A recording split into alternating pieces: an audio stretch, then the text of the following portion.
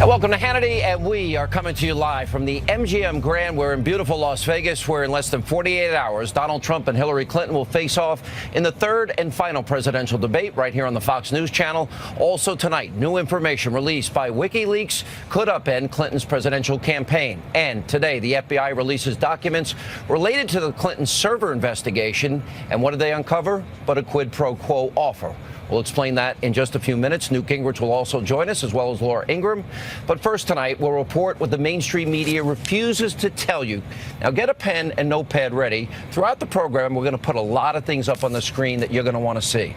Now, a shocking new undercover video from James OKeefe's Project Veritas appears to show Democratic operatives admitting that they're responsible for stoking the violence that we have seen at Trump campaign rallies. Now, Fox News Channel has not independently verified the content in the video, but what was caught on tape is beyond disturbing. And there's a lot more to come. Now, we reached out to the people and groups mentioned in that full video, as well as the Clinton campaign and the DNC for comments. Scott Foval and Americans United for Change are the only ones to get back to us.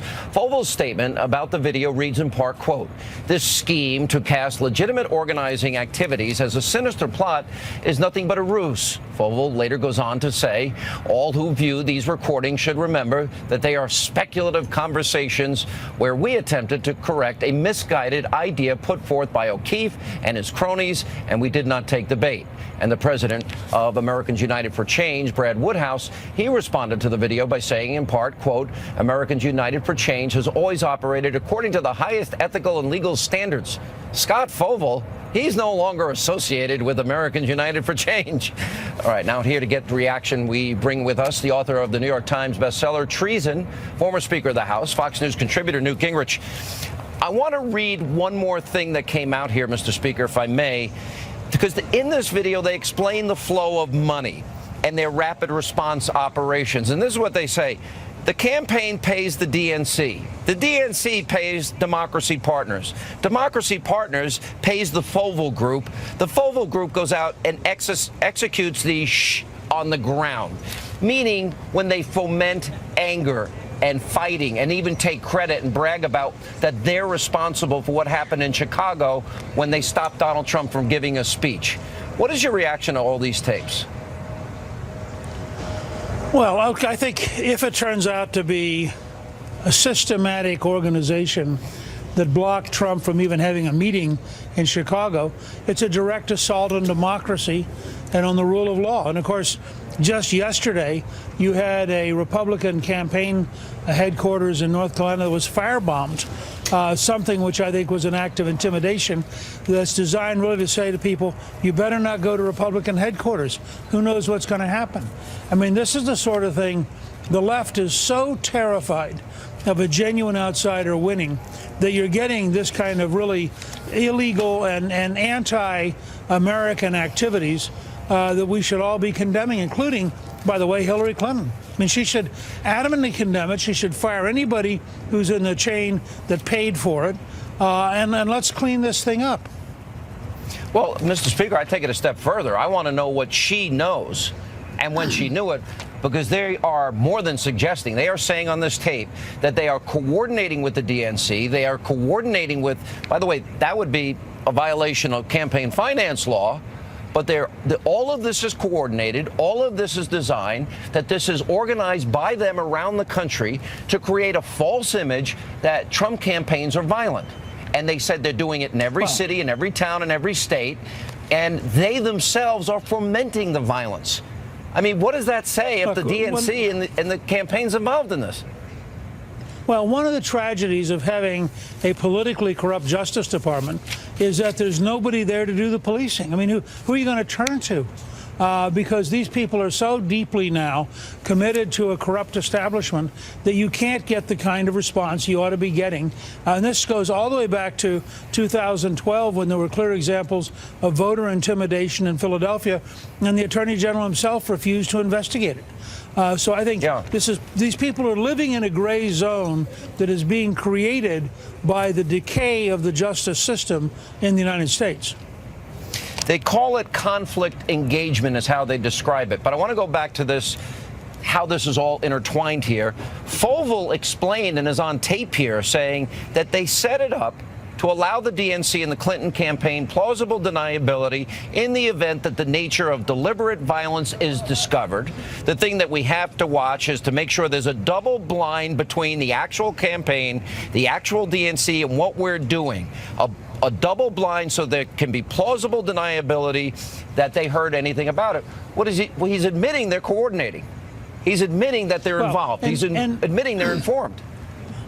And remember, this continual effort to have extra legal behaviors that in some cases are criminal goes all the way back, in our experience, to Madison, Wisconsin, where when Governor Scott Walker passed his reforms, they had 100,000 people in the street.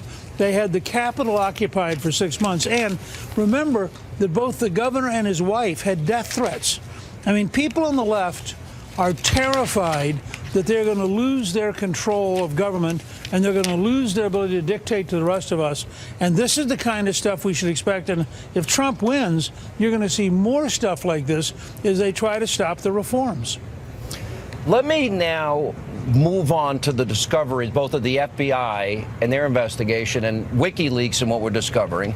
And while we're speaking, Mr. Speaker, I'm going to put up on the screen, you know, you got John Podesta wishing that the Bernardino shooter was named Chris. You got the head of the Clinton campaign literally, you know, calling about taxes and health, hypersensitive issues. Political reporter has offered a campaign a chance to edit the story. We have focus group testing whether or not Obama's father is a Muslim. So we discover in WikiLeaks how dirty tricks were used even against Barack Obama. The campaign believed that Obama committed voter fraud in 2008. But I was watching you this weekend. They're making a big deal of that in terms of Donald Trump suggesting it's a possibility. As you look at that, as you look at the conflicts of interest, as you look at the pay-to-play scheme that was discovered over the money that was raised for Haiti and the lists that are made for Clinton supporters and donors, that they get preferential treatment in terms of the contracts that would be awarded after 150,000 people died. In its totality, what are we to make of all of this? Well, look, this is a giant criminal enterprise disguised as a foundation and disguised as a campaign. And you can tell, though, an article that came out today I thought was fascinating that analyzed donations by news media to the Clinton and Trump campaigns. 96% of all the donations went to Clinton. So that means among the news media, the ratio was 24-1.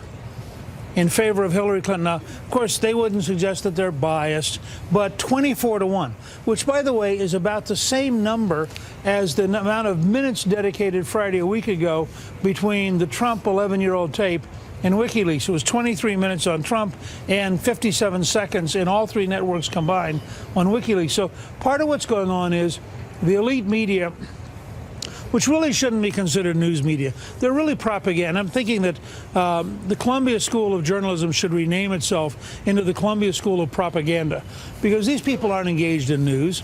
They are methodical propagandists for the left, smothering negative information about Hillary and maximizing negative information about Trump in a way that is a huge disservice to the United States of America and to the people of the United States. Mr. Speaker, indulge me for about a minute here, and we'll put it up full screen here for our audience to see.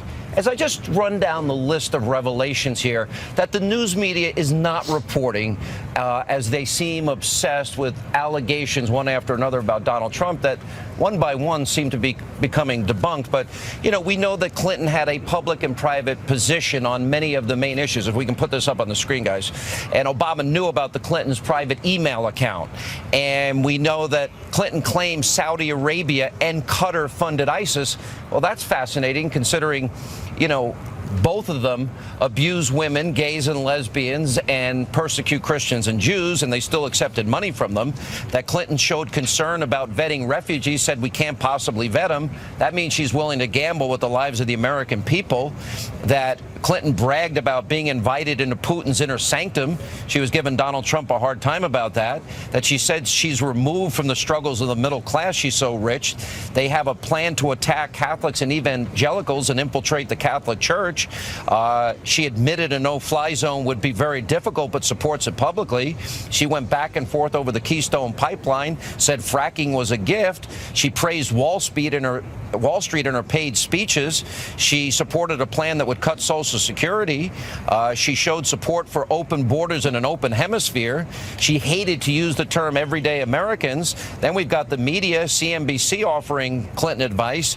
The New York Times, by the way, allowing quote edits, the Boston Globe pumping up her campaign, Univision giving advice, MSNBC getting fed questions, Donna Brazile leaking town hall questions, Podesta calling Latinos needy.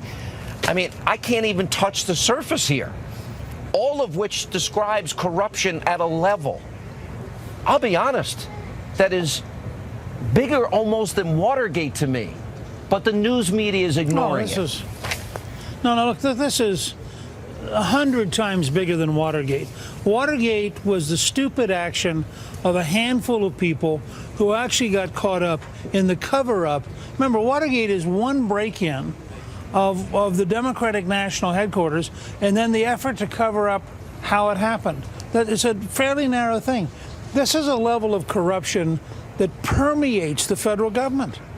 This is a level of corruption that you find in the Veterans Administration, you find in the FBI now. I mean, Comey has become a director who is corrupting the system. And you can just tell by looking at, as more and more stuff comes out, you have to say to yourself, how could they possibly not have indicted her? And the reason is simple. The fix was in. You have the Attorney General of the United States in a secret meeting with a former president the week his wife is going to meet with the FBI, and we're supposed to believe that it was purely an accident. This is a level of fundamental dishonesty across the whole system. And the emails of WikiLeaks also show racism and sexism and misogyny and anti-Semitism, and the media ignores it. And if it was Republicans that were fomenting violence at every Democratic Hillary event, I think it would be covered in more detail by the media. But I got to run, Mr. Speaker. I know you got a big group of people waiting for you there. I won't keep you any longer. And have fun. Congratulations on the success of the book. And coming up, we have more reaction to the Project Veritas undercover video. Laura Ingraham will weigh in next. Also, later tonight. Mainstream media being fair with all of the coverage? No. Why? They don't check the facts. I noticed that with me. Fox and Friends co-host Ainsley Earhardt interviewed Melania Trump earlier today, and Ainsley is here later tonight. And also, as Hannity continues live from the Vegas Strip and the MGM Grand. All right, joining us now, editor-in-chief of Life Zet, Fox News contributor, nationally syndicated radio host Laura Ingraham. You know, here's what's fascinating about this to me, Laura, is, you know, they're bragging about a grand scheme. They talk about all the connections that they have to the Clinton campaign, even the White House and the DNC, to orchestrate a lie, a narrative, propaganda to the American people that Trump people are like this. And they've been doing it the whole campaign season. Right. And now they got caught. What if Republicans did this? Oh, no. I mean, if a Hillary Clinton campaign office had been firebombed, it would have led every newscast, and every Donald Trump supporter would have been tarred with the action. OK, but, you know, when that happened over the weekend, it was basically brushed aside by the media as a one-off. And in this Project Veritas tape, Sean, really does comport with what you've been saying, I've been saying all along. There've been too many cute little actions that seemed a little too convenient during this campaign. Remember that guy who yelled out during the primary season, that question about the Muslims at one point, and then he just disappeared, and they were trying to engage Trump on that about, I think it was about deportation or something. It was just so obvious that it didn't seem like it was real. It seemed like these were actors.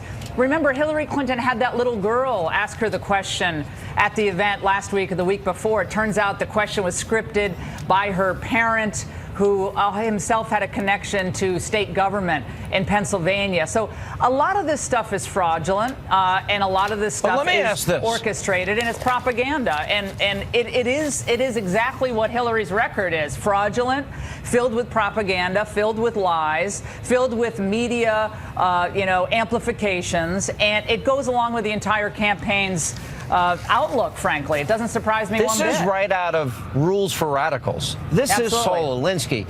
And what I think is more fascinating, they have been fomenting violence this entire campaign season. Against police officers, too. They brag about it, and then they brag about how the DNC and the Clinton campaign and even the White House is involved. How do you justify this? Well, again, they don't think they have to justify it, Sean. Just like what Hillary says in response to the private server, she bats away these questions like they're pesky little mosquitoes, and then she gets back on her message. Oh no, that's not what Director Comey said. I think he actually confirmed what I said. In her question and answer with reporters or on Capitol Hill.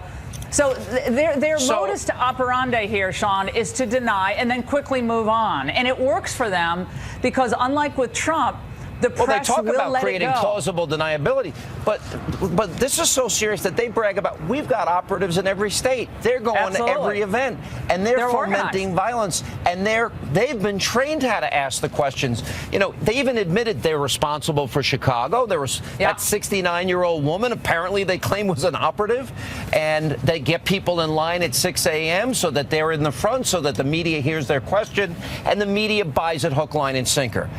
It seems to me we have been victims of a huge organized lie and propaganda campaign this entire election season.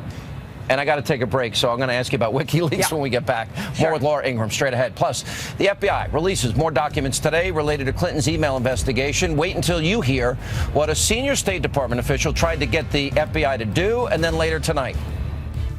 Those words, they were offensive to me. And they were inappropriate. And he apologized to me, and I accept his apology.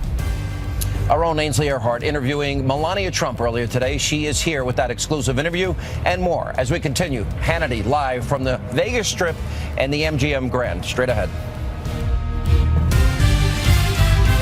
The media is trying to rig the election by giving credence, and this is so true, by giving credence to false stories that have no validity. They take a story with absolutely nothing that didn't exist, and they put it front page news because they want to poison the minds of the voters. They take things and statements and put it in from 30 years ago, from 20 years ago. By the way, just so you understand, just to be very clear, events that never happened, just so you do understand that. All right, Donald Trump earlier tonight campaigning in the swing state of Wisconsin. Joining us now, Laura Ingraham. When you think of Donald Trump and all that he's been through in the last 2 weeks, and the Republican establishment stabbing him in the back and sabotaging him, Paul Ryan, and you think of the Democrats doing everything they could do to sabotage, and then you think about the media on Team Clinton, and then you look at the polls, Washington Post, ABC, of only a 4-point spread. He's up 4 in Ohio. And he's dead even in North Carolina and Nevada. It's frankly a miracle. Yeah, I mean, 4 points is not that much. He has to flip a number of these battleground states, Sean. There's no doubt about it. Unless the polls are wildly off, he's got work to do. I will say what's incredible here is that if Republicans, and I mean all Republicans, every last one of them were united, and they were fanning out across America, going through the list of WikiLeaks revelations that I have on my sheet here, which is stunning. Well, I'm going to put them up. I'm going to put them up on the screen. Sean. We'll split our screen. It's crazy. Yeah, let's put that up on the screen, because when you look at the enormity of the corruption, the media's involvement, the campaigns being on a string for the media, like puppeteers at the campaign with members of the media. All the other things you have there, the Hillary saying I have a public and private position, what they've said on so many issues. Interpret that. She's admitting she lies. I'm going to tell you one thing in public, but in private, I'm going to tell you something totally different. And we have specific instances that she does it over and over again. It's hilarious on one level. Yeah, and also, Sean, when she's talking about she wants a better relationship with Russia, and she hopes we can have a better relationship with Putin. Now she criticizes Trump at various times for indicating we don't want to be at war with Russia. Of course, now as President Obama is basically threatening war with Russia, looks like wag the dog to a lot of people. But Sean, think about it. If every Republican, with that graphic up on the screen, if every Republican went coast to coast and all they did was talk about the corruptocrats in the Clinton campaign and what they would do to America, if that's all they did, and then talked about how Trump's plan for prosperity and tax reform would create jobs and opportunity, would be up 10 points. Okay, here's a problem. Guys like Paul Ryan, who I've lost a lot of respect for, have spent more time attacking Trump than bringing up what you and I are talking about, or talking about Supreme Court justices and the type that Hillary would appoint, or the need for a border wall. Or Hillary, you want to talk about one of the most corrupt things she mentions here is she says, oh, we can't vet refugees. Well, she's going to bring them in at an increase of 550%. That means by her own admission, she's gambling with the lives of the American people. Why isn't Paul Ryan talking about that? I think in 23 days, win, lose, or draw, we need a long conversation about whether or not he should be Speaker of the House. Well, I think, anyone who calls himself or herself a Republican or a conservative who is not doing everything in his or her power legally, unlike the Clintons, to stop Hillary Clinton from becoming president, really has lost all ability or all credibility to be complaining in the future if Hillary Clinton should become president. Don't complain about Supreme Court justices. Don't complain about anemic GDP. Don't complain about anything, because when you could have worked to stop her, you were dumping all over Trump every chance you got, or sitting on the sidelines and hoping secretly and texting your friends, aha, Trump's behind. I don't want to hear from any of these people. If Hillary Clinton wins this, God help our country, but don't complain when you spent most of your time going after Donald Trump. They own it. And I'm going to tell you, and Paul Ryan and Republicans have been more critical of Donald Trump than they've ever been about Obama, than they've ever been about Hillary. And frankly, their weakness created Donald Trump. Their broken promises helped create Donald Trump. Yeah, he's a symptom of what they didn't do for the people. Sean, just one more thing. In the Veritas tape, what they did was they were basically making fun of mentally ill people, because they were saying, we throw out these mentally ill people to create these disruptions. People. Lots of stuff. And homeless. Yeah, exactly. I got to tell you, we'll get to more of that tomorrow night. By the way, James O'Keefe told me today that tomorrow's tape is going to be bigger than today, so we'll see. Yeah, will CNN cover it? Will MSNBC cover it, Sean? That's the question. No, the CNN has operatives that give questions to their favorite liberals before debates and town halls. Thank you, Donna Brazile. And then MSNBC literally takes verbatim questions before Hillary Clinton interviews and then reads it verbatim. Unbelievable. Sleazy. All right, coming up.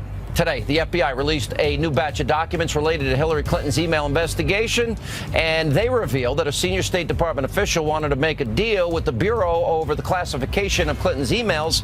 The FBI is calling it a quid pro quo. I might suggest it's bribery. And also tonight, Mainstream media being fair with all of the coverage? No. Why? They don't check the facts. I noticed that with me. Ainsley Earhardt sitting down with Melania Trump earlier today. The full interview airs tomorrow on Fox and Friends, but Ainsley is here tonight to give us a preview. She joins us coming up next tonight as we continue from Vegas and the MGM Grand. Mainstream media being fair with all of the coverage? No. Why? They don't check the facts. I noticed that with me since my husband announced story after story. Even if I say my answers, they don't listen to me. They would prefer to listen to somebody else who doesn't know me. That's why all the immigration story came out. As you remember, New York Post did 2 rows in 2 days in a row. My pictures that I took as a model. I'm very proud of my body. I'm not ashamed of my body. I'm very comfortable in my body. All right, that was Melania Trump talking with Fox and Friends co-host Ainsley Earhardt about the mainstream media's coverage of her husband and her and her husband's campaign. During the sit-down, Ainsley asked Mrs. Trump about her reaction to the leaked audio of her husband from 2005. Let's take a look. Those words, they were offensive to me, and they were inappropriate. And he apologized to me, and I accept his apology. And we are moving on. From a woman's perspective, what were your thoughts when you heard those tapes? This is not the man that I know. This is, we could see, as I always said, as my husband said as well, for a successful businessman, entrepreneur, entertainer, that he did so much in his life, being in so many shows, so many tapes. It's very hard to run for a public office. And he did it anyway. He said, I want to help American people. I want to keep America safe. I want to bring back jobs, bring back economy. So our children, our future will be the best way possible. All right, the full interview with Melania Trump is going to air tomorrow, beginning at 6 a.m. on Fox and Friends. And joining us now is our own Ainsley Earhardt. First of all, congratulations. I watched the interview. It's amazing. Thank you. I have gotten to know her, and I want to get your thoughts on this. She's such an impressive woman. English is her fifth language, not her first, not her second. What do you think of her, first of all, as a person?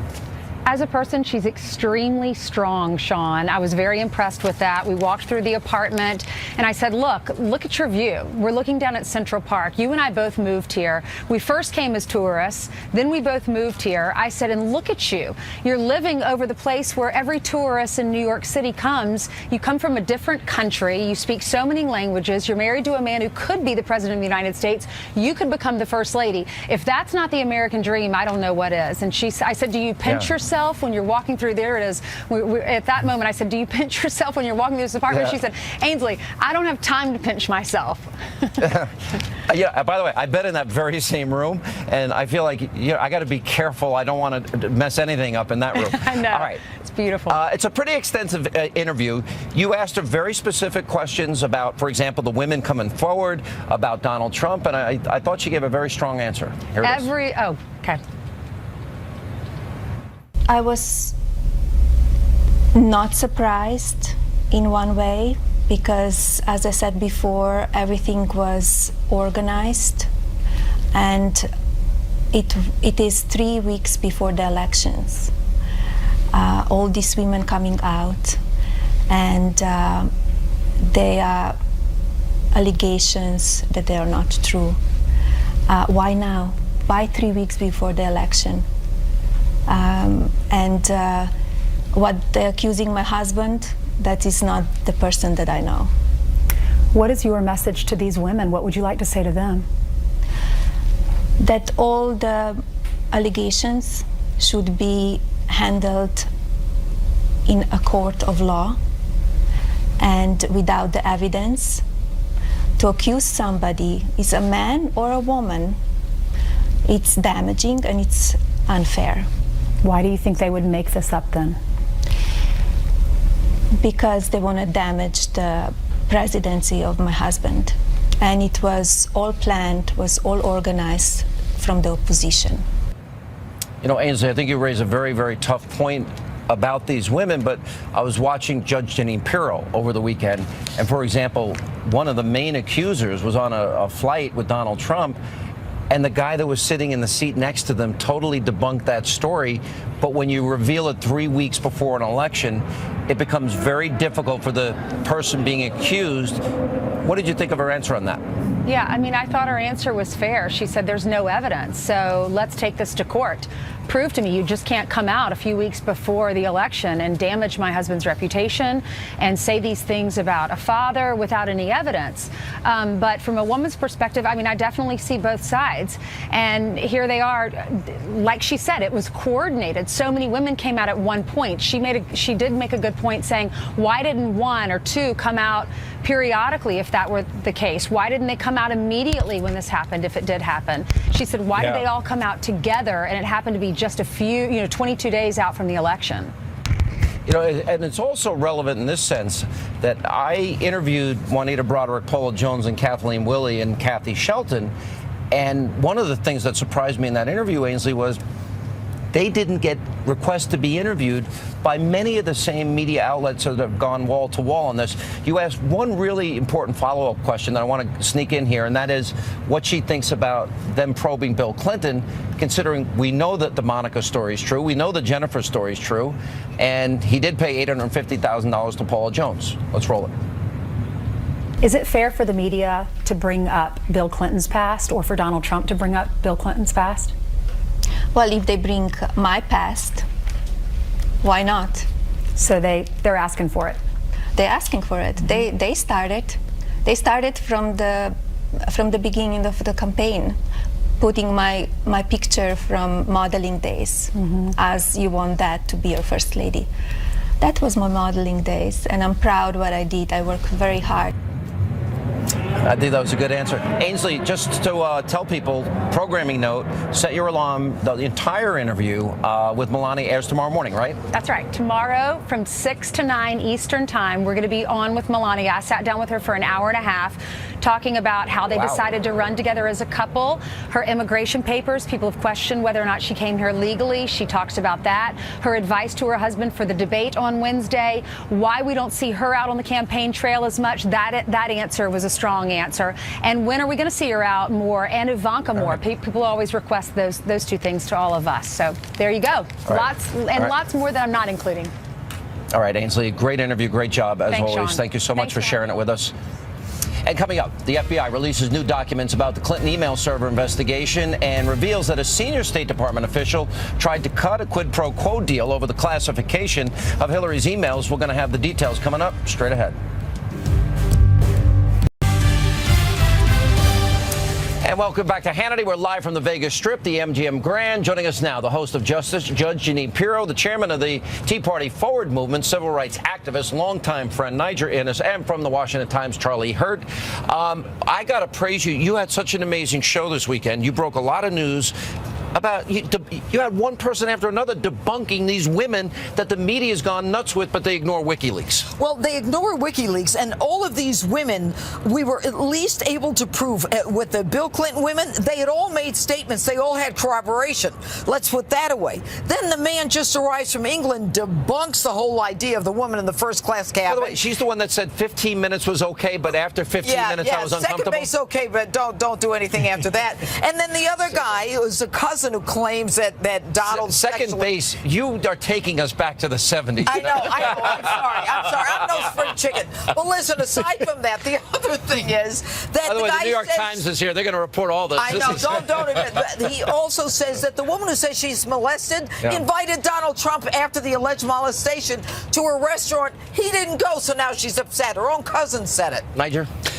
Oh, yeah, look, I've got memories, speaking of flashbacks, I've got memories of Anita Hill and Clarence Thomas, and I remember how that bomb was dropped at the last minute when history was about to be made with Justice Thomas. Back to the old playbook. Back to the old playbook, and that smear has lasted to this day, so much so that in the African American Museum, you have more on Anita Hill than you have Justice Clarence Thomas. That's a disgrace. And then you see this Project Veritas tape where they are fomenting violence, they're admitting it, and admitting coordination with the Clinton campaign and the DNC, and it goes straight up to the White House. Yeah, no, it really is truly incredible. And then of course, you have this the firebombing of the headquarters. Yeah, North Carolina. Imagine if it was a Democrat. God forbid. Yeah, absolutely. But you listen to the television, to the news, and the people are actually talking about, well, maybe it was a Trump supporter that did it. Yeah. What are you talking about? And if there's any one of these, Machiavellian. It is. Yeah. And if anything happens at a Trump rally, it is blamed directly on Donald Trump. Of course, something like this happened. We don't know what happened with the firebombing thing,